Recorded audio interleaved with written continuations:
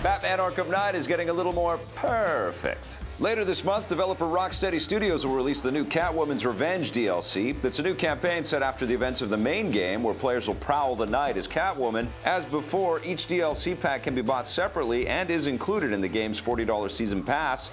Also arriving, or re-arriving, at the end of October will be the game's PC version. It launched earlier this year with the console editions, but was pulled from stores after game-breaking performance issues were discovered. Hopefully all the issues have been worked out. I won't let that happen, Jim.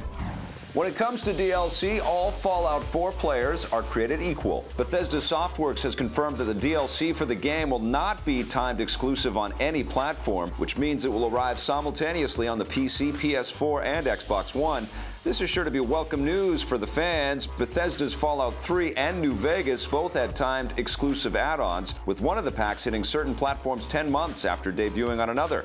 Timed exclusivity is usually the result of a deal between console manufacturers and game makers to help drive sales of specific systems. Bethesda hasn't given any actual details on the DLC we'll be getting for Fallout 4. We do know that all of it will be included in the season pass, which is now on sale for $30. Fallout 4 itself will launch November 10th. Let's go, pal. Look who has just downloaded into the studio to help me wade through this rundown information. Mr. Scott C. Jones. I have arrived, It's yes. an all DLC rundown. Now, what do you It think is. of the new stuff that they're offering in Arkham Knight? Are you excited to play as Catwoman again? Just in general, talking about DLC, I mean, trying to think of examples where you were incredibly satisfied after playing a video game, completing it, buying the DLC. Yeah. I never really feel like I am, but if anybody can do it and do it right, it's going to be Rocksteady, for sure. Whatever they make is going to be worth paying for and worth downloading. I mean, I feel that way, but a lot of people were disappointed with the Batgirl DLC and its brevity, but I loved playing as that character, and I would say I would rather have a Robin character, or Robin-focused game, or a Batgirl-focused game than a Catwoman-focused game at this point.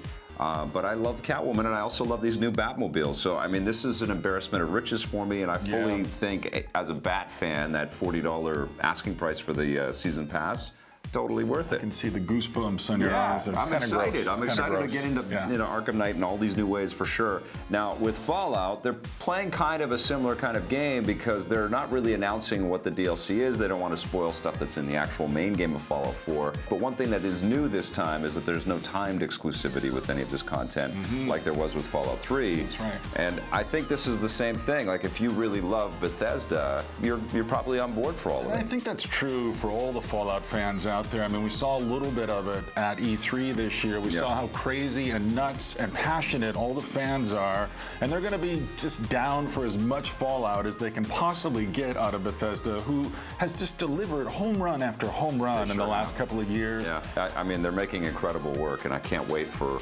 all of the stuff that they've got lined up for us. All right, well, we've got to move on to a totally different game and more DLC. This is Company of Heroes 2, The British Forces. The Rundown is brought to you by EB Games.